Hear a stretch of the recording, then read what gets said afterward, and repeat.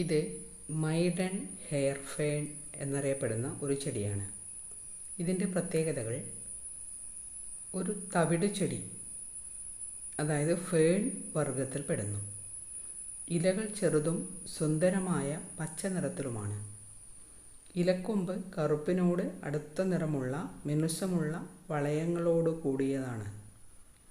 ചൂടും ഈർപ്പവും കൂടുതലുള്ള പ്രദേശങ്ങളിൽ മതിലുകളുടെ അരികിലും കല്ല് ഇടവഴികളിലും സ്വാഭാവികമായി വളരുന്ന ഒരു അലങ്കാര ചെടിയാണ് ഇത്. വായു ശുദ്ധീകരണത്തിന് സഹായകമാണ്. ഇലകൾ ചെറുതും പച്ചനിറമുള്ള പൂമ്പാറ്റകളുടെ ചിറകുകൾ പോലെ തോന്നുകയും ചെയ്യുന്നു.